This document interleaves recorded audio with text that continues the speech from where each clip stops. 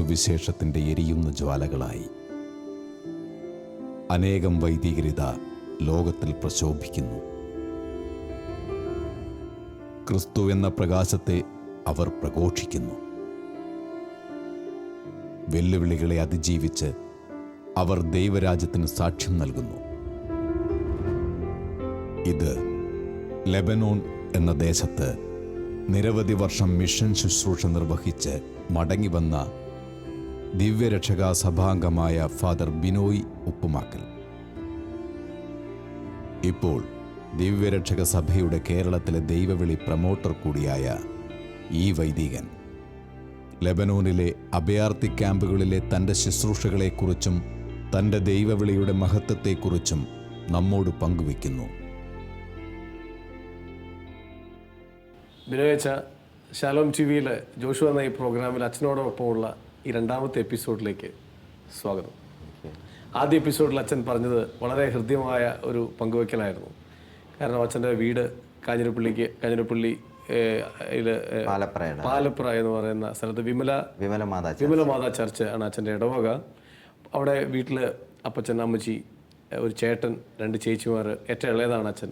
അപ്പച്ചൻ്റെ തടിക്കച്ചവടത്തിൻ്റെ കഥകൾ അതിൽ സഹായിച്ചാണ് അച്ഛൻ ഈ ഒരു ദൈവവിളിയുടെ വഴിയിലേക്ക്, പ്രത്യേകിച്ച് അന്ന് കാഞ്ഞിരപ്പള്ളിയിലുള്ള റിഡംപ്റ്ററിസ്റ്റ് ഹൗസിൽ പൈസ മേടിക്കാൻ പോയതാണ്, തടിക്കച്ചവടത്തിൻ്റെ പൈസ മേടിക്കാൻ പോയതാണ് ദൈവവിളിയിലേക്ക് തിരിഞ്ഞൊരു സാഹചര്യം.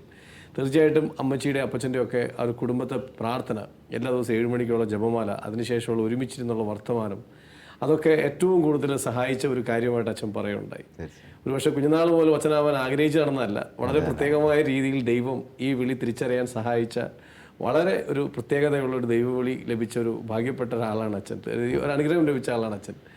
അച്ഛൻ്റെ കുഞ്ഞുനാളിലെ ചില അനുഭവങ്ങൾ, പ്രത്യേകിച്ച് വിശുദ്ധ കുർബാന സ്വീകരണത്തിൻ്റെ നാളുകളിലുണ്ടായ കഷ്ടപ്പാടും വേദനയും അപ്പച്ചൻ കൂടെ ഇല്ലായിരുന്ന അവസ്ഥയൊക്കെ പിന്നീട് ഈശോ പൗരോഹിത്യ സ്വീകരണ സമയത്ത് അപ്പച്ചനെ അമ്മച്ചിനെ ഇടവും വലവും നിർത്തി അത് വലിയൊരു ശ്രേഷ്ഠമായ ദൈവാനുഭവമാക്കി മാറ്റിയ കാര്യം അച്ഛൻ പറയുന്നുണ്ടായിരുന്നു. നമ്മൾ ആ എപ്പിസോഡ് അവസാനിപ്പിച്ചപ്പോൾ അച്ഛൻ പറഞ്ഞ അച്ഛൻ ഓർക്കുന്നുണ്ടാവും, ഈ 9 വർഷത്തെ വൈദിക ജീവിതത്തിലെ പല ഉത്തരവാദിത്തങ്ങളിലേക്ക് പോയപ്പോഴൊക്കെ അച്ഛൻ്റെ ജീവിതത്തിലെ പിടിച്ചു നിൽപ്പിൻ്റെയും ഈ ആഴത്തിൻ്റെയൊക്കെ ഏറ്റവും വലിയ ഒരു സ്രോതസ്സായിട്ട് അച്ഛൻ പറഞ്ഞത് പ്രാർത്ഥനയാണ്. അത് അച്ഛൻ്റെ മുഖത്തും അച്ഛൻ്റെ വാക്കുകളിലും അച്ഛൻ്റെ ഇടപഴകലിലും ഒക്കെ ആ പ്രാർത്ഥനയുടെ ഒരു വലിയ കൃപയുണ്ട് അച്ഛൻ. എൻ്റെ ഇപ്പോഴത്തെ ഒരു ചോദ്യം, അച്ഛനേറ്റ പല ഉത്തരവാദിത്തങ്ങളുണ്ടല്ലോ, അതിൽ ഒരു പ്രത്യേകമായ കാര്യം അച്ഛൻ പറഞ്ഞ് ഞാൻ എപ്പോഴും ഓർക്കുന്നത്, അച്ഛന് ഈ മക്കിയാട് എന്ന് പറയുന്ന സ്ഥലത്ത് ഒരു ആശ്രമം അച്ഛനും ജെയ്സൺ അച്ഛനും കൂടി ഉണ്ടാക്കിയ ഒരു കാര്യത്തെക്കുറിച്ച് അച്ഛൻ പറയുകയുണ്ടായി. അതിന് നല്ല തന്നെയുടെ ഒരു ബാക്ക്ഗ്രൗണ്ടൊക്കെ ഉണ്ട്. എങ്ങനെയാണ് ആ ആശ്രമം ഉണ്ടാക്കാനുള്ള ചിന്ത, ഇൻസ്പിറേഷൻ നിങ്ങൾക്ക് ഉണ്ടായത്? അവിടുത്തെ അത്തരം ഒരു ആശ്രമത്തിൻ്റെ പ്രാധാന്യം, അതിനുള്ള ചില അനുഭവങ്ങളൊന്ന് പറയാൻ പറ്റും? അത് സെമിനാരി കാലഘട്ടങ്ങളിൽ തുടങ്ങിയ ഒരു ഉള്ളിലുള്ള ഒരു ആശയമാണ്. സെമിനാരി കാലഘട്ടം എന്ന് പറഞ്ഞു കഴിഞ്ഞാൽ എനിക്കൊരു ബാക്ക്ഗ്രൗണ്ട് ഉണ്ടായിരുന്നു. അതായത് നല്ലതണ്ണിയിൽ ആശ്രമത്തിൽ സ്ഥിരം പോയി അവിടെ പോയിരുന്ന് അവരോട് ഇരുന്ന് പ്രാർത്ഥിക്കുകയും അവരുടെ ആ ഒന്നിച്ചുള്ളത് അതായത് ദൈവത്തിൽ ആശ്രയിച്ച് ജീവിക്കുക എന്നുള്ളതാണ്. ഈ നല്ലതണ്ണിയിലെ ആശ്രമത്തിൻ്റെ ഒരു കാര്യമെന്ന് പറഞ്ഞാൽ ഏറ്റവും പ്രത്യേകതയായിട്ട് എനിക്ക് തോന്നിയത് എന്നാന്ന് ചോദിച്ചു കഴിഞ്ഞാൽ, ഒരു ദിവസം അവിടെ ജോണി ബ്രദർ ഭക്ഷണം ഉണ്ടാക്കാൻ വേണ്ടി ഇങ്ങനെ തയ്യാറാക്കുക. അപ്പോൾ കുറച്ച് പേര് വന്നു കഴിഞ്ഞ് കഴിഞ്ഞപ്പോഴത്തേനും ജോണി ബ്രദർ പറഞ്ഞു, കുറച്ച് അരിയേ ഉള്ളൂ, ഇനിയും അത് ബാക്കി വെക്കണോ അതോ മൊത്തം ഇടണമെന്ന് ചോദിച്ചു. അപ്പോൾ മറ്റേ ബ്രദർ പറഞ്ഞു, നമ്മൾ ദൈവത്തിൽ ആശ്രയിച്ചല്ലേ ജീവിക്കുന്നത്, അതുകൊണ്ട് ഉള്ളത് മുഴുവൻ അങ്ങ് ഇട്ടു, ഇപ്പോൾ ഈ വരുന്നവർക്ക് അങ്ങോട്ട് വെച്ച് കൊടുക്കാമെന്ന് പറഞ്ഞു. അപ്പോൾ അതോടുകൂടി അരി അങ്ങ് തീരും. അവിടുത്തെ ഈ അരി തീർന്നു കഴിഞ്ഞ് വന്നവരെല്ലാവരും ഞങ്ങളെല്ലാവരും കൂടെ ഒന്നിച്ചങ്ങ് ഭക്ഷണം കഴിച്ച് കഴിഞ്ഞപ്പോഴത്തേനും വേറൊരു ഗ്രൂപ്പ് കാണാൻ വേണ്ടി വരിക. അപ്പോൾ അവർ വരുമ്പോൾ എല്ലാവരും അരി തൂക്കി പിടിച്ചുകൊണ്ട് വരിക. അതായത് അരി തീർന്നു, അപ്പോൾ അരി തൂക്കി പിടിച്ചുകൊണ്ട് വരിക. അതുപോലെ തന്നെ എനിക്കൊരു ദിവസമുണ്ട്, കാപ്പിപ്പൊടി, അവിടെ ഒരു തുള്ളി കാപ്പിപ്പൊടിയില്ല. അപ്പോൾ എൻ്റെ മനസ്സിലുണ്ട്, നാളെ എഴുന്നേൽക്കുമ്പോൾ ഒരല്പം കാപ്പി കുടിക്കണേ, കാപ്പിപ്പൊടി ഇല്ലല്ലോ എന്ന് പറഞ്ഞു. അന്ന് വൈകിട്ട് രാത്രിയിൽ ഒരു മനുഷ്യൻ, വേറൊന്നുമല്ല, നമ്മളിപ്പോൾ ഒരിടത്ത് പോവുകയാണെങ്കിൽ അതിന് ആപ്പിളോ മുന്തിരിയോ അങ്ങനെയുള്ള എന്തെങ്കിലും ഫ്രൂട്ട്സൊക്കെ കാപ്പിപ്പൊടി. അപ്പോൾ ഞാൻ ഈ മനുഷ്യരോട് ചോദിച്ചു, നിങ്ങളെന്തിനാ ഈ കാപ്പിപ്പൊടി കൊണ്ടുവരാൻ? പുള്ളി പറഞ്ഞു, എൻ്റെ ബ്രദറെ, ഞാൻ ആഗ്രഹിച്ചത് കുറച്ച് ഫ്രൂട്ട്സ് മേടിക്കണമെന്ന്. ഈ ഫ്രൂട്ട്സ് മേടിക്കാനായിട്ട് ചെന്നപ്പോഴാണ് ഞാൻ വിചാരിച്ചത്, എന്തിനാ ഈ ഫ്രൂട്ട്സുമായിട്ട് പോകുന്നത്, വല്ലവരും ഫ്രൂട്ട്സൊക്കെ കൊണ്ടുവരുമായിരിക്കും, എന്നാൽ കാപ്പിപ്പൊടി മേടിച്ചുകൊണ്ട് പോകും, ആരും മേടിക്കാത്ത ഒരു സാധനം. അപ്പോൾ ഓർത്തോണം ദൈവത്തിൻ്റെ ഒരു പദ്ധതി ഇതാണ്. അപ്പോൾ ദൈവത്തിൽ ആശ്രയിക്കുന്നവർക്ക് ദൈവം എല്ലാം അതിൻ്റെ പൂർണ്ണതയിൽ എത്തിച്ചു കൊടുക്കുമെന്നുള്ള, പൂർണ്ണമായിട്ട് ദൈവത്തിൽ ആശ്രയിച്ച് കഴിഞ്ഞാൽ അങ്ങനെ ഞാൻ അവരുടെ കൂടെ ഇരുന്ന് അവരിങ്ങനെ 3 മണിക്കൊക്കെ എഴുന്നേക്കുമെന്ന് ഞാനിങ്ങനെ സെമിനാരി പഠിച്ചുകൊണ്ടിരുന്നപ്പോൾ കൂടെയുള്ള ബ്രദേഴ്സിനോട് ഇങ്ങനെ പറയാം, ഞാൻ ഈ ആശ്രമത്തെക്കുറിച്ച് പങ്കുവെക്കും. അപ്പോൾ അവർ ഇങ്ങനെ 2-3 പേരൊക്കെ ഇങ്ങനെ പറഞ്ഞു, നമുക്കും അങ്ങനെ അങ്ങ് പ്രാർത്ഥിച്ചു തുടങ്ങിയാലോ 3 മണിക്ക്. അങ്ങനെ സെമിനാരി കാലഘട്ടങ്ങളിൽ ഞങ്ങൾ വെളുപ്പിനെ 3 മണിക്ക് ഞങ്ങൾ കുറച്ച് പേര് എഴുന്നേക്കുമായിരുന്നു. ഞങ്ങൾ കുറച്ച് പേര് എഴുന്നേറ്റിട്ട് ആരും കാണാതെ ഞങ്ങൾ പമ്പിൽ ചെന്ന് ചാപ്പലിൽ ചെന്നിരുന്ന് ജവമാല ചൊല്ലി പ്രാർത്ഥിക്കും. അങ്ങനെ ഒരു 3:45-4 മണി വരെ ഇരുന്ന് ഞങ്ങൾ ഒന്നിച്ചിരുന്ന് പ്രാർത്ഥിക്കും ജവമാല. വേറെ പ്രാർത്ഥനകളൊന്നുമില്ല, ചുമ്മാ ജവമാല ചൊല്ലി പ്രാർത്ഥിക്കും. അപ്പോൾ എനിക്ക് തോന്നുന്ന അവിടെ സെമിനാരിയുടെ അവസാന കാലഘട്ടത്തിൽ ഒരു 8 ബ്രദേഴ്സോളം ഈ 3 മണിക്ക് എഴുന്നേറ്റ് വരുമായിരുന്നു. എന്നിട്ട് ഞങ്ങൾ പോയി കിടക്കുന്നവർ പോയി കിടക്കും, അല്ലാത്തൊരു ബാക്കി കാര്യങ്ങളൊക്കെ ചെയ്തു അങ്ങനെ പോവുകയാണ്. അപ്പോൾ ഈ ജെയ്സണച്ചനെ ഞാൻ ജെയ്സണച്ചനെ കണ്ടുമുട്ടുന്നത് ഞങ്ങൾ വടവാതൂർ വെച്ച് ഒന്നിച്ച്. ജെയ്സണച്ചൻ തിയോളജി, ഞാൻ ഫിലോസഫി ചെയ്യും. അപ്പോൾ ജെയ്സണച്ചനുമായിട്ട് ഈ ആശയമില്ലാതെ ചോദിച്ചപ്പോൾ ജെയ്സണച്ചൻ പറഞ്ഞ് നമുക്ക് 3 മണിക്ക് എഴുന്നേറ്റുന്ന പ്രാർത്ഥിക്കും. അപ്പോൾ ഈ 3 മണിക്ക് എഴുന്നേക്കാൻ വേണ്ടി ജെയ്സണച്ചൻ. അപ്പോൾ ഞങ്ങളിങ്ങനെ സെമിനാരി കാലഘട്ടങ്ങളിൽ തന്നെ ഇങ്ങനെ ആശ്രമ ജീവിതത്തെക്കുറിച്ചൊക്കെ ഇങ്ങനെ പറയുമായിരുന്നു. അങ്ങനെ ധ്യാനിപ്പിക്കാൻ പോകുമ്പോഴൊക്കെ നല്ല മലകളൊക്കെ കണ്ടു കഴിയുമ്പോഴത്തേനും പറയും, ഇവിടെ നമുക്കൊരാശ്രമം പണിതായിരുന്നെങ്കിൽ നമുക്ക് ഇവിടെ നിന്ന് പ്രാർത്ഥിക്കാമായിരുന്നു പറയും. അങ്ങനെയാണ് ജോയ്സനച്ചൻ ഒരു പ്രാവശ്യം വേറൊരു അച്ഛൻ അവിടെ ഇരുന്ന് പ്രാർത്ഥിക്കാൻ വേണ്ടി ഒരു അച്ഛൻ അവിടെ ഇരുന്നായിരുന്നു. ഇതേ മലയിൽ ഒരു 10 സെൻറ്റ് സ്ഥലം മേടിച്ച് അച്ഛൻ സ്വന്തമായിട്ടൊരു കുടിൽ വെച്ച് താമസിക്കുന്നത്. അങ്ങനെ കാലക്രമേണ ആ അച്ഛൻ അവിടെ നിന്ന് പോയി, അച്ഛൻ എന്നിട്ട് മരിച്ചുപോയി. അപ്പോൾ ഈ സ്ഥലം അവിടെ വെറുതെ കിടക്കുക. അപ്പോൾ ഈ മക്യാട് പ്രദേശത്ത് ധ്യാനിപ്പിക്കാൻ പോയപ്പോൾ പറഞ്ഞു, ഇവിടെ പണ്ടൊരു അച്ഛൻ മലയിൽ ഇരിപ്പുണ്ടായിരുന്നു. അങ്ങനെ ജെയ്സനച്ചൻ ആ സ്ഥലം പോയി കണ്ടിട്ട് എന്നെ വിളിച്ചു, ഇങ്ങനൊരു സ്ഥലമുണ്ട്, ഒരു ദിവസം വാ നമുക്കൊന്ന് പോയി നോക്കാമെന്ന് പറഞ്ഞു. അങ്ങനെ ഞങ്ങൾ ഈ മല കയറി, അവിടുത്തെ ഒരു കുരിശുമലയാണ്, മക്കയാട് മലയുടെ ഒരു കുരിശുമല കയറുന്ന മല പോയി കണ്ടു. എന്നിട്ട് ഞങ്ങൾ തീരുമാനിച്ചു, നമുക്ക് പ്രൊവിൻസിനോട് ചോദിക്കണമല്ലോ, പ്രൊവിൻഷ്യലച്ചനോട് ചോദിച്ച് പ്രൊവിൻസിലൊരു അപേക്ഷ വിടും. അന്നേരമാണ് ഞങ്ങളുടെ ന്യൂ ഇനിഷ്യേറ്റീവ് എന്ന് പറഞ്ഞുകൊണ്ട് ഒരു പദ്ധതി തുടങ്ങിയത്. പുതിയ ഇനിഷ്യേറ്റീവായിട്ട് വരുത്. അപ്പോൾ ഞങ്ങൾ 2 പേരും കൂടെ എഴുത്തെഴുതി പ്രൊവിൻഷ്യലച്ചൻ പറഞ്ഞു, നിങ്ങൾ പോയി എങ്ങനെ ഉണ്ടെന്നുള്ളതിനെക്കുറിച്ചൊന്ന് പഠിച്ചിട്ട് പോവാ, നോക്ക്, നിങ്ങൾ ജീവിച്ച് നോക്കാമെന്ന് പറഞ്ഞു. അങ്ങനെ ജീവിച്ച് നോക്കാൻ വേണ്ടി ഞങ്ങൾ 2 പേരും കൂടെ അന്നേരം അവിടെ നിന്ന് എന്നെ സുപ്പീരിയർ അച്ഛൻ എന്നോട് പറഞ്ഞു, പോയിക്കോ, എല്ലാവിധ ആശംസകളും എന്നൊക്കെ പറഞ്ഞ് വിട്ടു. അങ്ങനെ ഞങ്ങൾ അവിടെ പോയി പ്ലാസ്റ്റിക് കൊണ്ട് ഒരു കൂടാരം ഉണ്ടാക്കി ആണ് ഈ മക്കയാട് മല, പ്ലാസ്റ്റിക് ഷീറ്റ് കൊണ്ട് ഒരു കൂടാരം ഉണ്ടാക്കിയാണ് മക്കയാട് മലയെ തുടങ്ങുന്നത്. അത് വലിയൊരു കാറ്റും മഴയൊക്കെ ഉള്ള ഒരു സമയത്തായിരുന്നു. അങ്ങനെ അവിടെ നിന്ന് ഞങ്ങൾ പ്രാർത്ഥിച്ചു. പിന്നെ ഞങ്ങൾ 3 മണിക്ക് എഴുന്നേറ്റ് പ്രാർത്ഥിക്കുക. അങ്ങനെ ഒരു പ്രാർത്ഥനാ അനുഭവത്തിലൂടെയൊക്കെ കടന്നു വരികയായിരുന്നു. പിന്നെ ചിലർ വന്നു, അവിടെ ആൾക്കാരൊക്കെ വന്ന് പ്രാർത്ഥിക്കാൻ വേണ്ടിയൊക്കെ ഇരുന്നു, ഞങ്ങളുടെ കൂടെ കൂടി ഇങ്ങനെയായിരുന്നു. അങ്ങനെയാണ് ആ സാഹചര്യത്തിൽ അവിടെ ഒരു ആശ്രമമായിട്ടുണ്ടാകാനായിട്ട് ഇടയായത്. ഇന്നത് നിങ്ങൾക്ക് മാത്രമല്ല മറ്റു പലർക്കും വന്ന് പ്രാർത്ഥിക്കാനൊക്കെ ഉള്ള സ്ഥലമായിട്ട്. തീർച്ചയായിട്ടും ഒത്തിരി പേര് വന്നിരുന്ന് പ്രാർത്ഥിക്കുന്നുണ്ട് അവിടെ. ഏറെ സന്തോഷം അച്ഛൻ. നമ്മൾ മറ്റൊരു വ്യത്യസ്തമായ മേഖലയിലേക്ക് പോകണം. അച്ഛൻ്റെ ഒരു ഏറ്റവും അവസാനത്തെ പ്രവർത്തന മേഖല എന്ന് പറയുന്നത് ലെബനോനിലായിരുന്നു. ലെബനോനിൽ എത്ര വർഷമായിരുന്നു വെച്ചാൽ? 4 കൊല്ലത്തോളം. ഒരു പക്ഷേ ലോകം മുഴുവൻ ഉറ്റുനോക്കിയിരുന്ന ഒരു ഭൂപ്രദേശത്തിന്റെ ഒരു ഭാഗമാണ് ലെബനോൻ. വളരെ ചെറിയൊരു രാജ്യമാണ്, പക്ഷെ ധാരാളം പ്രശ്നങ്ങളുള്ള ഒരു ഭൂഖണ്ഡത്തില് ഒരു ഉപഭൂഖണ്ഡത്തിന്റെ പറയുവാണെങ്കിൽ ക്രിസ്ത്യാനിറ്റിയുടെ ഉറവിടമായിരുന്നു ലെബനോൻ എന്ന് പറഞ്ഞു കഴിഞ്ഞാൽ. 5 പാത്രിയർമാരുണ്ട് ഒന്നിച്ചിരിക്കുന്ന ഒരു സ്ഥലമാണ് ലെബനോൻ എന്ന് പറഞ്ഞത്. അവിടെ ഈ ലെബനോനിൽ ക്രിസ്ത്യാനികൾ ഒത്തിരി പേരുണ്ടായിരുന്നു. പക്ഷേ ആഭ്യന്തര കലഹം വന്നതോടുകൂടി ക്രിസ്ത്യാനികൾക്ക് ഫ്രീ വിസ അനുവദിച്ച് ക്രിസ്ത്യാനികളായിട്ടുള്ളവരെല്ലാം യൂറോപ്യൻ രാജ്യങ്ങളിലേക്ക് യങ്ങായിട്ടുള്ളവരൊക്കെ പോയി. പിന്നെ മറ്റു മതസ്ഥരൊക്കെ വന്നു കയറി. അങ്ങനെ ക്രിസ്ത്യാനിറ്റി ഏകദേശം പെർസെൻറ്റേജ് കുറഞ്ഞ് 20, 25, 30% ആയി. അങ്ങനെ ഒരു പ്രദേശമാണ്. പിന്നെ സൈഡുകളിലെല്ലാം ഭീകരാക്രമണങ്ങൾ. സിറിയ എന്ന് പറഞ്ഞു കഴിഞ്ഞാൽ ഞങ്ങൾ താമസിക്കുന്നിടത്തുനിന്ന് 1.5 മണിക്കൂർ യാത്രയേ ഉള്ളൂ സിറിയ യുദ്ധം. ഈ ഒരു സന്ദർഭത്തിലാണ് ലെബനോന് പോകാനായിട്ട് ഇടയായത്. അച്ഛാ, അവിടുത്തെ ഒരു കൂടുതൽ അനുഭവങ്ങളുടെ ഒരു പശ്ചാത്തലത്തിൽ അച്ഛൻ ഒന്ന് പറയൂ. കാരണം ഇത് അത്ര ഒരു സ്ഥലം, അവിടെ ഒരു ശുശ്രൂഷ മേഖല എന്ന് പറയുന്നത് തീർച്ചയായിട്ടും ഒരു ധാരാളം തനതായ അനുഭവങ്ങളുള്ള ഒരു സ്ഥലമായിരിക്കുമല്ലോ. അവിടുത്തെ ഒരു ശുശ്രൂഷയുടെ അനുഭവങ്ങളൊന്ന് പറയാമോ അച്ഛൻ? ഞങ്ങളെ ഇവിടെ നിന്ന് ഞാനും മണ്ഡപത്തിലച്ഛനായിരുന്നു സുപ്പീരിയറായിട്ട്. അച്ഛനും ഞാനും കൂടെയാണ് അങ്ങോട്ട് പോകുന്നത്. ആദ്യമായിട്ട് 2 പേര് കേരളത്തിൽ നിന്ന് പോകുന്നതാണ്. ഞങ്ങളവിടെ ചെന്നു. ഞങ്ങളുടെ മുൻപിലുണ്ടായിരുന്ന മിഷണറീസ് ബെൽജിയത്തു നിന്നുള്ള അച്ഛന്മാർ അവിടെ ഉണ്ടായിരുന്നു. അച്ഛന്മാർ പ്രായം ചെന്ന് ഏറ്റവും അവിടെ അവസാനം ഉണ്ടായിരുന്ന അച്ഛന് ഏകദേശം 90 വയസ്സോളം ഉണ്ടായിരുന്നു. അച്ഛന് കഴിഞ്ഞിടയ്ക്ക് മരിച്ചു. അങ്ങനെ ഈ മിഷൻ ഇന്ത്യൻ പ്രൊവിൻസിന് അല്ലെങ്കിൽ കേരള പ്രൊവിൻസിന് ട്രാൻസ്ഫർ ചെയ്യുന്ന ഒരു അവസരമാണ്. അപ്പോൾ ഞങ്ങളൊന്നും അവിടെ പോയി നമുക്ക് ജീവിച്ചു നോക്കാമോ എന്നറിയാൻ വേണ്ടിയായിട്ടാണ് ഞങ്ങൾ അവിടെ പോകുന്നത്. ഇപ്പോൾ പൂർണ്ണമായിട്ടും അത് കേരള പ്രൊവിൻസിലേക്ക് മിഷനായി ഞങ്ങളുടെ ഒരു മിഷൻ മേഖലയായിട്ട് തിരഞ്ഞെടുത്തിരിക്കുകയാണ്. അപ്പോൾ ആദ്യ കാലഘട്ടങ്ങളിൽ അവിടെ ചെന്ന് കഴിയുമ്പോൾ എല്ലാം തകർന്ന് പ്രതീക്ഷയില്ലാത്ത ഒരുപറ്റം ജനങ്ങളാണ് അവിടെ താമസിക്കുന്നത്. അവർക്ക് എപ്പോഴും യുദ്ധത്തിനെക്കുറിച്ചും പേടിയാണ് എപ്പോഴും.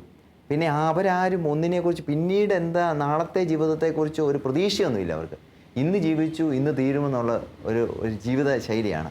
അങ്ങനെ ജീവിക്കുന്നവർക്ക് മൊറാലിറ്റികൾ കുറവ്, അങ്ങനെ ഒരു സാഹചര്യമാണ് അവരുടെ. പിന്നെ നമ്മൾ നോക്കാം, അവിടെ ഞങ്ങളുടെ ഹൗസിനോട് തൊട്ടടുത്ത് തന്നെ മദർ തെരേസ സിസ്റ്റേഴ്സ് നടത്തുന്ന ഒരു വലിയ സ്ഥാപനമുണ്ട്. ഏകദേശം 300 പേരോളം അവിടെ താമസിക്കുന്നുണ്ട്. ഈ മദർ തെരേസ സിസ്റ്റേഴ്സിൻ്റെയും ഞങ്ങളെല്ലാം കൂടെ ഒന്നിച്ച് ഈ ബ്രെഡ് വിതരണം ചെയ്യുന്നുണ്ട്. അപ്പോൾ ഈ ബ്രെഡ് മേടിക്കാൻ വേണ്ടി ഒരു 10 മണി 4 മണിക്കാണ് ബ്രെഡ് വിതരണം ചെയ്യുന്നത്. 10 മണി ആകുമ്പോൾ തൊട്ട് തന്നെ ആൾക്കാർ വന്ന് നിൽക്കുക. അതായത് ഈ കുബൂസ് എന്ന് പറഞ്ഞ വട്ടത്തിലുള്ള ഒരു സാധനം മേടിക്കാൻ വേണ്ടി ഇത്രയും നേരവും ഈ മനുഷ്യർ കാത്തിരിക്കുക. അപ്പോൾ വിശപ്പിൻ്റെ ഒരു വലിയ ഒരു സ്ഥലം നമ്മളവിടെ കേൾക്കേണ്ടിയിരിക്കുന്നു. പിന്നെ അടുത്തൊക്കെ റെഫ്യൂജീസ് ക്യാമ്പുകളുണ്ട്. ഈ റെഫ്യൂജീസ് ക്യാമ്പുകൾ എന്ന് പറഞ്ഞു കഴിഞ്ഞാലും അവരും പ്രതീക്ഷ നഷ്ടപ്പെട്ടവരാണ്. എൻ്റെ ജീവിതത്തിൽ എനിക്ക് പെട്ടെന്ന് ഒരു അനുഭവമായിട്ട് പറയാനായിട്ട് ഒരു കാര്യം എന്ന് ചോദിച്ചു കഴിഞ്ഞാൽ, ഈ റെഫ്യൂജീസ് ക്യാമ്പിൽ വെച്ച് ഒരു മനുഷ്യനെ ഞാൻ പരിചയപ്പെട്ടു. ഒന്നല്ല ഒത്തിരി പേരെ പരിചയപ്പെട്ടു. പക്ഷേ ആ ഒരു മനുഷ്യൻ്റെ ആ വിശുദ്ധ കുർബാനയോടുള്ള തീഷ്ണതയൊക്കെ, ആ ഈശോയോടുള്ള ആ തീഷ്ണത ഒന്നറിഞ്ഞിരിക്കുന്നത് ഭയങ്കര നല്ല. ഞാൻ ഈ മനുഷ്യനോട് ചോദിച്ചു, അപ്പച്ച എവിടെയാണ് താമസിക്കുന്നത്? പറഞ്ഞു, ഇറാഖിൽ നിന്ന് ഓടി രക്ഷപ്പെട്ടു വന്ന് ലെബനോനിൽ വന്ന് താമസിക്കുന്നത്. ഈ അപ്പച്ചനും ഒരു മോളും ഉണ്ട് അവിടെ റെഫ്യൂജീസ് ക്യാമ്പിൽ. അപ്പോൾ ഈ ക്യാമ്പിൽ നിന്ന് കഴിഞ്ഞപ്പോഴത്തേക്കും ഞാൻ ഈ പുള്ളിയുടെ, നമുക്കറിയാമല്ലോ എങ്ങനെയാണ് അവരുടെയൊക്കെ ജീവിതം എങ്ങനെയായിരുന്നു, ഇറാഖിലുള്ള ക്രിസ്ത്യാനികൾ എങ്ങനെയുണ്ടെന്നൊക്കെ അന്ന് അറിയാമല്ലോ എന്നോർത്തുകൊണ്ട് ഞാൻ പുള്ളിയുടെ അടുത്തിരുന്ന് ഇങ്ങനെ ചോദിക്കും. അപ്പോൾ ഈ മനുഷ്യൻ എന്നോട് പറയുകയാണ്, ഈ തീവ്രവാദികൾ ഒരു ദിവസം ഇവരുടെ വീട്ടിൽ വന്നു, എന്നിട്ട് പറഞ്ഞു, 1 മണിക്കൂറിനകം നിങ്ങൾ ഒന്നെങ്കിൽ ഇവിടുന്ന് രക്ഷപ്പെടണോ, ഇല്ല അവരുടെ കൂടെ ജോയിൻ ചെയ്യുക. അപ്പോൾ ഇവർക്ക് 2 ഓപ്ഷനാണുള്ളത്. ഒന്നെങ്കിൽ ഇവരുടെ കൂടെ ചേരുക, ഇല്ലെങ്കിൽ ഓടി രക്ഷപ്പെടുക, എല്ലാം ഉപേക്ഷിച്ച് പോവുക. അപ്പോൾ അതായത് ചുരുക്കി പറയുകയാണെങ്കിൽ ഈശോയെ വേണോ വേണ്ടയോ, ഈശോയെ ഉപേക്ഷിക്കണമെങ്കിൽ അവിടെ നിൽക്കുക, ഈശോയെ വേണമെങ്കിൽ ഓടി രക്ഷപ്പെടുക. അപ്പോൾ ഈ മനുഷ്യൻ പറഞ്ഞു, എനിക്കൊരാഗ്രഹമായിരുന്നു, ഞാനൊരു ക്രിസ്ത്യാനിയായിട്ട് ജനിച്ചു, ഒരു ക്രിസ്ത്യാനിയായിട്ട് മരിക്കണമെന്ന്. അപ്പോൾ ഈ ഒരു ആഗ്രഹം ഞാൻ എൻ്റെ വീട്ടിൽ പറഞ്ഞു. അപ്പോൾ എൻ്റെ ഭാര്യ പറഞ്ഞു, മനുഷ്യൻ നിങ്ങൾക്ക് വട്ടാണ്, കാരണം ഒരല്പനേരത്തേക്ക് വേണ്ടി നമ്മളിപ്പോൾ ഈശോ ഉണ്ടെന്നൊന്നും പറയണമെന്നില്ല, ഈ രൂപമൊക്കെ എടുത്ത് മാറ്റിയാൽ മതി, അവരോട് ചേർന്നെന്നങ്ങ് പറയാം നമുക്ക്, അതുകൊണ്ട് നമുക്ക് ഇവിടുന്ന് പോകണ്ടെന്ന് പറഞ്ഞു. പക്ഷേ ഈ മനുഷ്യൻ പറഞ്ഞ, എൻ്റെ ഉള്ളിൽ ഒരു ആഗ്രഹം എന്ന് പറഞ്ഞു കഴിഞ്ഞാൽ ജീവിക്കുവാണെങ്കിൽ ഈശോയ്ക്ക് വേണ്ടി ജീവിക്കണം, ഒരു നിമിഷത്തേക്ക് വേണ്ടി മാറ്റിവെക്കാൻ വേണ്ടിയുള്ള ഒരു ഈശോ അല്ല ഞാൻ വിശ്വസിക്കുന്നത്. അതുകൊണ്ട് ഞാൻ എൻ്റെ മക്കളോട് ചോദിച്ചു കഴിഞ്ഞപ്പോൾ 2 മക്കൾ എന്നോട് പറഞ്ഞു, അപ്പച്ചൻ പറയുന്നത് ശരി, അപ്പച്ചനോട് പോരാന്ന് പറഞ്ഞു. അങ്ങനെ ഈ വന്ന മക്കളെയും കൂട്ടി ഒരു ബാഗിനകത്ത് കൊള്ളാവുന്ന സാധനങ്ങളൊക്കെ വാരിക്കൂട്ടി ഞങ്ങൾ ഓടുമായിരുന്നു. ഓടി ഏകദേശം ഒരു 150 മീറ്റർ അകലെ ചെന്ന് കഴിഞ്ഞപ്പോഴത്തേനും തിരിഞ്ഞു നോക്കുമ്പോൾ കാണുന്നത് ഞങ്ങളുടെ വീട്, വലിയൊരു ശബ്ദം കേട്ട് തിരിഞ്ഞു നോക്കുമ്പോൾ കാണുന്നത് ഞങ്ങളുടെ വീടിരുന്ന് കത്തുന്ന. അതായത് അവിടെ കൂടാൻ വേണ്ടി നിന്ന എൻ്റെ ഭാര്യയും മക്കളും കരിഞ്ഞു പോയെന്നുള്ളത് എനിക്ക് മനസ്സിലായി. പിന്നെ നിന്നില്ല, ഞങ്ങൾ നിർത്താതെ ഓടി കണ്ട ബോട്ടിൽ ഞങ്ങൾ കയറി. ഞാൻ ആ ഓട്ടത്തിൻ്റെ ഇടയിൽ എൻ്റെ കൂടെ വന്നിരുന്ന എൻ്റെ മോൻ നഷ്ടപ്പെട്ടു പോയി. പക്ഷേ അപ്പച്ചൻ പറഞ്ഞ ഒരു കാര്യം നമ്മൾ ശ്രദ്ധിക്കണം. അപ്പച്ചൻ പറയുകയാണ്, അച്ഛാ ആ മകന് ഈശോയ്ക്ക് വേണ്ടിയാണ് അവൻ ഇറങ്ങിപ്പോകുന്നത്, അതുകൊണ്ട് ഈ ലോകത്ത് എവിടെയെങ്കിലും അവൻ ഇപ്പോഴും ജീവനോടെ കാണും. ആ കാര്യത്തിൽ അച്ഛന് സംശയിക്കേണ്ട ആവശ്യമൊന്നും 100% ഉറപ്പാണ്, ഈശോയ്ക്ക് വേണ്ടി ആയതുകൊണ്ട് അവൻ ഉറപ്പായിട്ട് കാണും. പിന്നെ രണ്ടാമത് എൻ്റെ കൂടെയുള്ള മോളാണ്. എൻ്റെ അച്ഛാ ഞങ്ങൾ ഈ പരാജയപ്പെട്ടു വരുന്നവരൊന്നുമല്ല, ഞങ്ങൾ ഒരു ദിവസം ഞങ്ങളുടെ ഇറാഖിലേക്ക് തിരിച്ചു ചെല്ലും. ഇറാഖിൽ തിരിച്ചു ചെന്നിട്ട് ഞങ്ങൾ അവിടെ ബലിയർപ്പിക്കും, ഞങ്ങളുടെ അൾത്താരയെ ഞങ്ങൾ ബലിയർപ്പിക്കും. അന്ന് ഞാൻ അച്ഛനെ വിളിക്കും എന്ന് പറഞ്ഞു. ഞാൻ ഇങ്ങനെ പറഞ്ഞു, ചേട്ടനോട് പറഞ്ഞു, സാരമില്ല, നമുക്ക് എല്ലാ കാര്യങ്ങളും ശരിയാവും, ഈശോ ഉണ്ട്. ചേട്ടന് ഇത്രയും വിശ്വാസം ഉണ്ടായിട്ട്. അപ്പോൾ ഈ ലെബനോനിൽ ആകെ പ്രതിസന്ധി ആയിരിക്കുന്ന സമയത്ത് എൻ്റെ മനസ്സിൽ നിന്നും ആഗ്രഹമായി, എൻ്റെ ദൈവമേ ഇങ്ങനെയുള്ള സ്ഥലത്താണല്ലോ ഞാൻ വന്നതെന്നുള്ള ഒരു ചിന്തയിലായിരുന്നത്.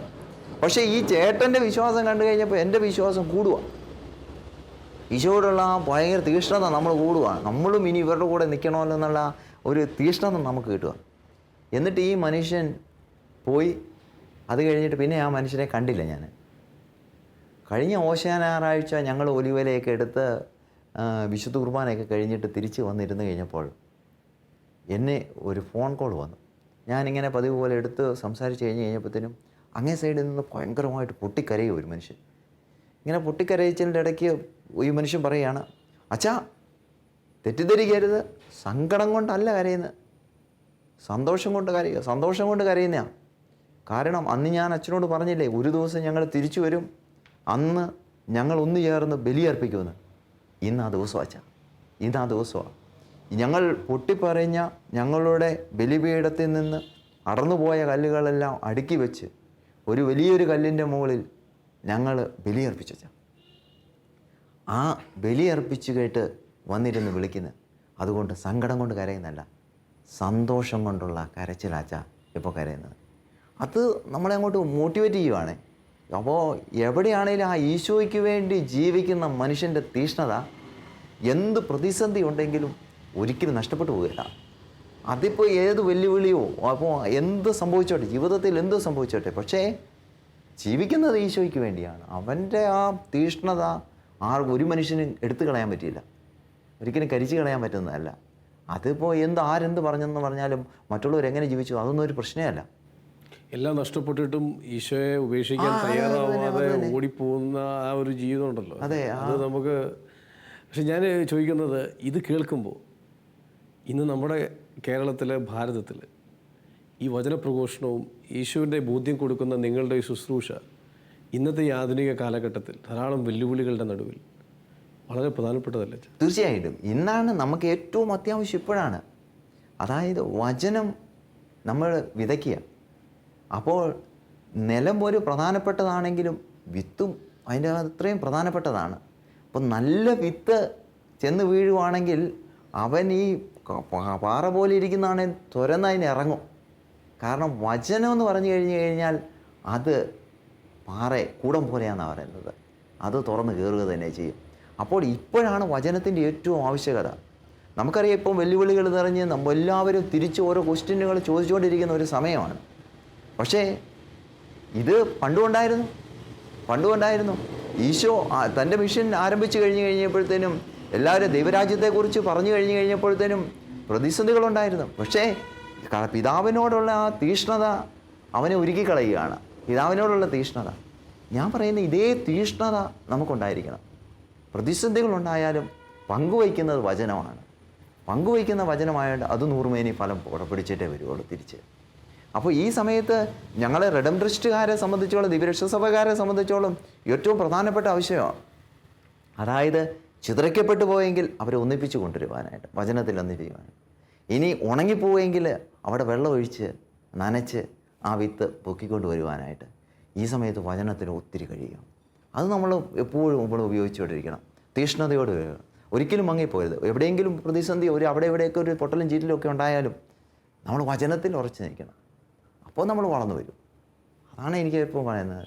അച്ഛൻ മുമ്പ് വീണ്ടും എനിക്ക് അച്ഛൻ്റെ ആ ഒരു ഇത്രയും ഒരു കൺവിക്ഷനും ഒരു ഊർജ്ജവും ഈ തീഷ്ണതയൊക്കെ കാണുമ്പോൾ വീണ്ടും ചോദിക്കാനുള്ളത്, അച്ഛൻ ആദ്യ എപ്പിസോഡ് അവസാന ഭാഗത്ത് പറഞ്ഞിരുന്നു പ്രാർത്ഥനയാണ് ഏറ്റവും വലിയൊരു സ്വാധീനം. തീർച്ചയായും. പക്ഷേ നമ്മൾ ആ എപ്പിസോഡ് അവസാനിപ്പിക്കുന്നതുകൊണ്ട് തന്നെ അതിൻ്റെ ഒരു കൂടുതൽ എക്സ്പ്ലനേഷനിലേക്ക്, വിശദീകരണത്തിലേക്ക് പോകാൻ പറ്റിയില്ല. അച്ഛൻ അതുമായി ബന്ധപ്പെട്ട് കൂടുതൽ എന്തെങ്കിലും ചേർത്ത് പറയാനുണ്ടോ? തീർച്ചയായിട്ടും. അതായത് പ്രാർത്ഥനയാണ് ഒന്നിപ്പിക്കുന്നത് ഞാൻ പറഞ്ഞു. ഈ വെറുതെ നമ്മൾ ഒരാളിരുന്ന് പ്രാർത്ഥിക്കുന്നതിനേക്കാളും ഇന്നത്തെ ലോകത്തിലെ എനിക്ക് തോന്നുന്ന തകർച്ചയുടെ ഏറ്റവും പ്രധാനപ്പെട്ട കാരണം കുടുംബ പ്രാർത്ഥനകൾ കുറഞ്ഞു പോവുകയാണ്. ആ കുടുംബ പ്രാർത്ഥനയുടെ സമയത്ത് ഭൗതികമായ ഒരു ലോകത്തിലേക്ക് ആൾക്കാർ പോകുന്നത് കൊണ്ട് ആ ഒരു ചിന്തകൾ മനസ്സിലേക്ക് വന്ന് അവരെ ഇങ്ങനെ മാറ്റുകയാണ്. പക്ഷേ ഈ സമയത്ത് ഒരപ്പന് ഒരമ്മയ്ക്ക് തൻ്റെ മക്കളെ ചേർത്ത് പിടിച്ച് ഈശോയിലേക്ക് അടുപ്പിച്ച് പ്രാർത്ഥിച്ചു കൊണ്ട് വരികയാണെങ്കിൽ ഉറപ്പായിട്ട് വരും. അതിലേറ്റവും പ്രധാനപ്പെട്ടത് ഞാൻ പറയുന്നത് ജപമാല പ്രാർത്ഥനകളാണ്. പണ്ട് നമ്മുടെ കുടുംബങ്ങളിലൊക്കെ ജപമാല പ്രാർത്ഥന ഏറ്റവും വലിയ എനിക്ക് തോന്നുന്നു അറിയാവുന്ന ഒരു പ്രാർത്ഥന തന്നെ ജപമാല പ്രാർത്ഥനയായിരുന്നു. ഞാൻ എൻ്റെ ജീവിതത്തിൽ ഏറ്റവും നോക്കുന്നത്, എപ്പോൾ പ്രതിസന്ധി ഉണ്ടായാലും മാതാവിനെ മുറുക്കെ പിടിക്കും. അമ്മയെ മുറുക്കെ പിടിച്ചു കഴിഞ്ഞാൽ പിന്നെ ആർക്കും നമുക്കൊന്നും ചെയ്യാൻ പറ്റില്ല. ശത്രുക്കളുടെ തലയെ അവൾ തകർത്തിരിക്കും. അപ്പോൾ മാതാവിനോട് ചേർന്ന് പ്രാർത്ഥിക്കുക. അപ്പോൾ ഈ പ്രാർത്ഥന ഇപ്പോൾ സമൂഹ ജീവിതം നയിക്കുന്നവർക്കും കുടുംബജീവിതം നയിക്കുന്നവർക്കും ഒരേപോലെ പ്രധാനപ്പെട്ടതാണ്. അങ്ങനെ പ്രാർത്ഥിക്കുന്ന കുടുംബങ്ങളിൽ നിന്ന് ധാരാളം ദൈവവിളികളുണ്ടാവും. തീർച്ചയായിട്ടും ഒത്തിരി ദൈവവിളികളുണ്ടാവും. അവർ ദൈവത്തിൻ്റെ വചനം മറ്റുള്ളവരിലേക്ക് പങ്കുവയ്ക്കും.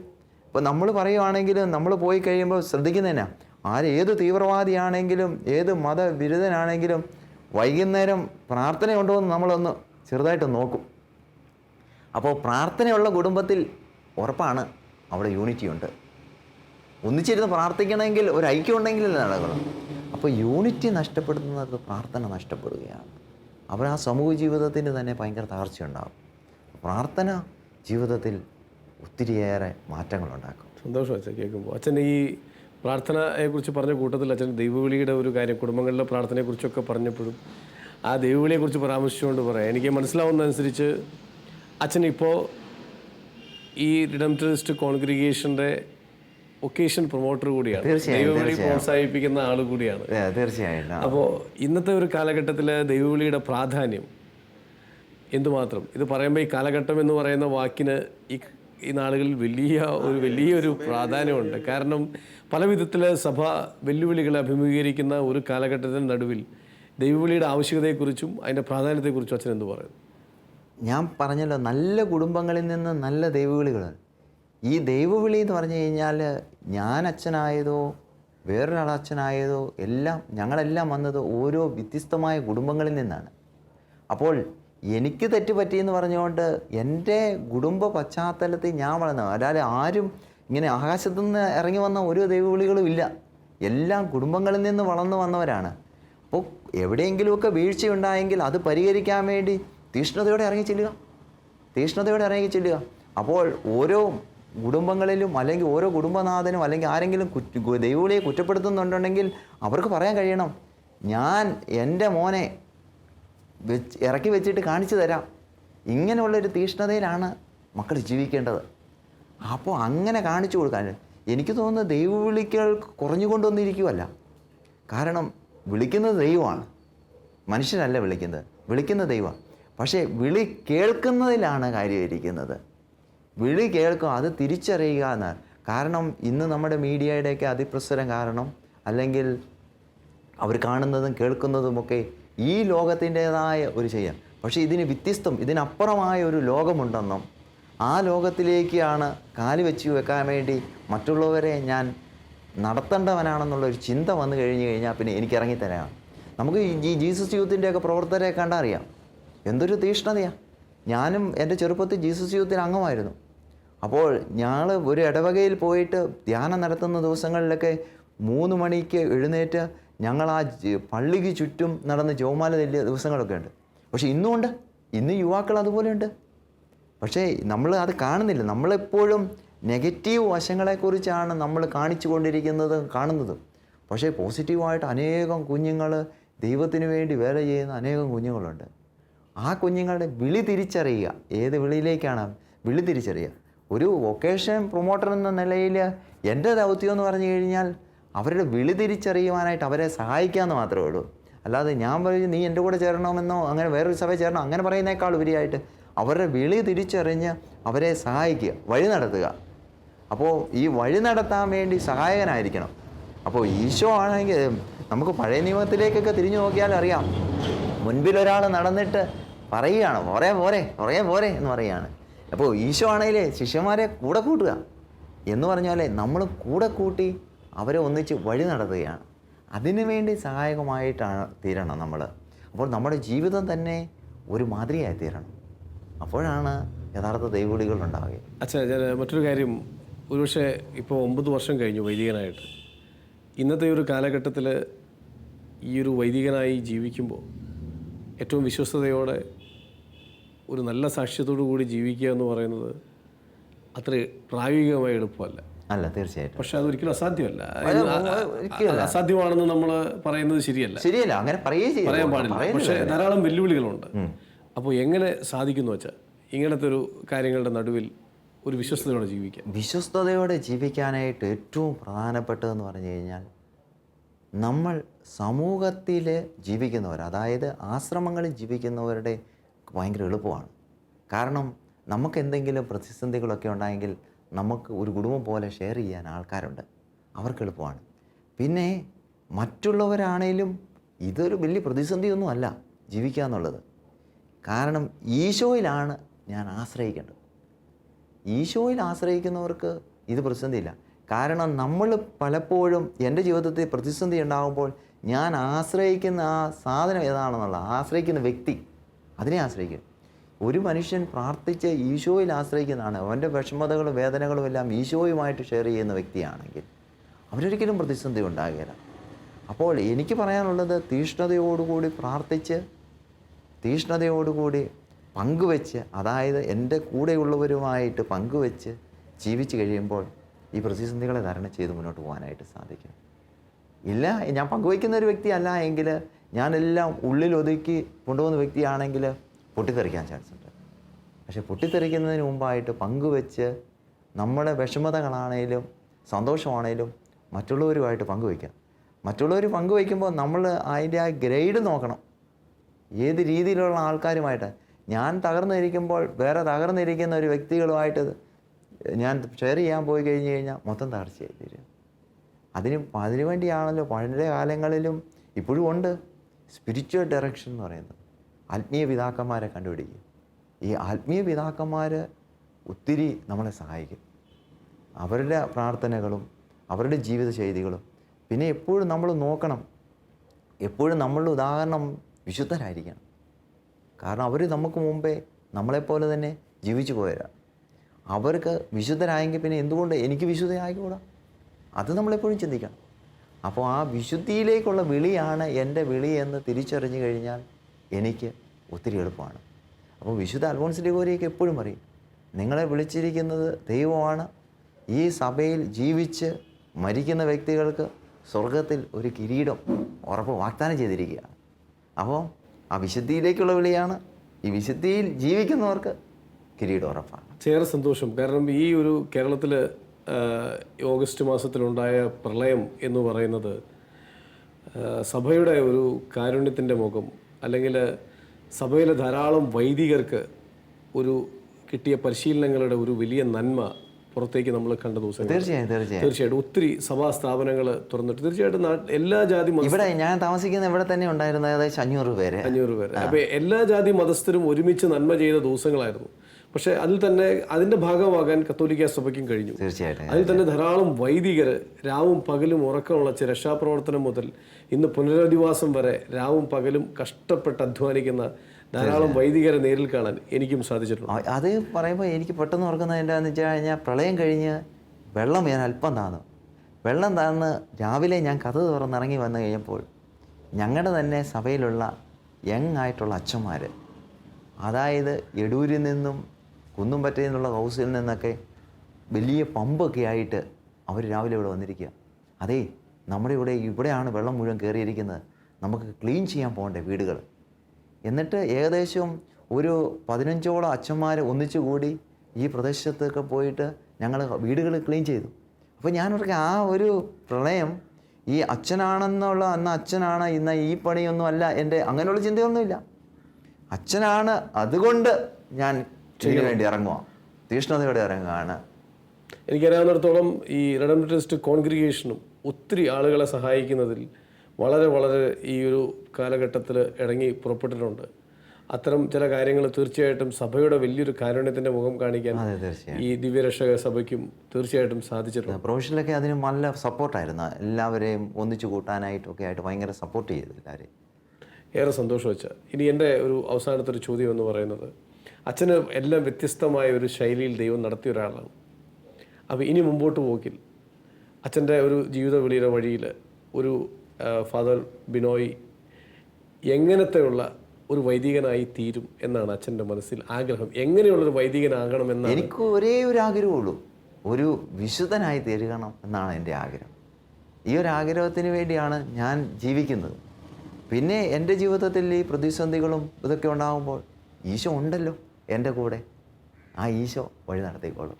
എനിക്ക് ഏറെ സന്തോഷം തോന്നുന്നൊരു കാര്യം, അച്ഛനോടുള്ള ഈ 2 എപ്പിസോഡിലും ചോദ്യങ്ങളുടെ ഉത്തരം അച്ഛന് വളരെ കൃത്യതയുണ്ട്. ഒരു താമസം പോലും ഇല്ല, സ്പോണ്ടേനിയസ് ആണ്, വളരെ പെട്ടെന്ന് അത് വ്യക്തതയാണ് അതിൽ നിന്ന് കാണിക്കുന്നത്. തീർച്ചയായിട്ടും അച്ഛൻ പറഞ്ഞ ഉത്തരത്തിലേക്ക് ഞാൻ മടങ്ങി വരുന്നത്. അച്ഛൻ പറഞ്ഞതാണ് ഇനി ഒരേ ഒരു ഉദ്ദേശമുള്ളൂ, വിശുദ്ധനാവുക, വിശുദ്ധനായ ഒരു അച്ഛനായി മാറുക. എൻ്റെ എല്ലാ പ്രതിസന്ധികളിലും എൻ്റെ എല്ലാ സ്ഥലത്തും ഈശോ എൻ്റെ കൂടെ ഉണ്ടല്ലോ, ആ ഈശോ വഴി നടത്തിക്കൊള്ളൂ. അച്ഛൻ ആത്മാർത്ഥമായിട്ട് ഞാൻ പ്രാർത്ഥിക്കുന്നു. അച്ഛൻ ആദ്യം പറഞ്ഞതുപോലെ പ്രാർത്ഥന മാത്രമാണ് എൻ്റെ ശക്തി, ജപമാലയാണ് എൻ്റെ ബലം, പ്രാർത്ഥന, പ്രത്യേകിച്ച് ജപമാല, മാതാവ് എന്നും അച്ഛന് കൂട്ടുണ്ടാവട്ടെ. വിശുദ്ധനായി ജീവിക്കാൻ അച്ഛനെ ദൈവം പടിപടിയായിട്ട് പരിശീലിപ്പിക്കുന്നതിൻ്റെ ഒരു ഘട്ടത്തിൽ അച്ഛനെ ഇതുപോലെ പരിചയപ്പെടാനും ശാലോമിൻ്റെയും പ്രത്യേകിച്ച് ഈ ജോഷുവ എന്ന പ്രോഗ്രാമിൻ്റെ പ്രേക്ഷകർക്ക് വേണ്ടി അച്ഛനെ പോലെ ഒരു പ്രാർത്ഥിക്കുന്ന അച്ഛനെ, ആഴമുള്ള അച്ഛനെ, അതിലുപരി ഏറ്റവും എളിമയോടുകൂടി ദൈവത്തിൻ്റെ വചനം പ്രഘോഷിക്കുന്നതിൽ മടി കൂടാതെ ഓടുന്ന ഒരച്ഛനെ ശാലോം പ്രേക്ഷകർക്ക് വേണ്ടി പരിചയപ്പെടുത്താൻ ഇടയായത് ഏറെ സന്തോഷമാണ് അച്ഛൻ.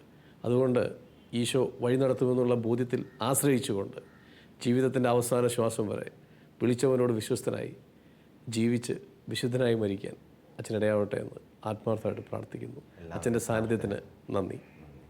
ശിമയോനും യാക്കോബും യോഹന്നാനും വലകഴുകും വലക്കാരും വഞ്ചിക്കാരും. ശിമയോനും യാക്കോബും യോഹന്നാനും വലകഴുകും വലക്കാരും വഞ്ചിക്കാരും. ഒരു നിമിഷം കേൾക്കാമോ കേൾക്കാമോ, നിങ്ങൾക്കായി നൽകാം ഞാൻ ഇന്നൊരു സന്ദേശം. നിങ്ങളെ സാക്ഷാൽ മുക്കുവരാക്കാൻ ഉതകും സുവിശേഷം. നിങ്ങളെ സാക്ഷാൽ മുക്കുവരാക്കാൻ ഉതകും സുവിശേഷം. ആഴക്കടലിൽ പോകുവിൻ, ആഴത്തിൽ വലയെറിയുവിൻ. ആഴക്കടലിൽ പോകുവിൻ,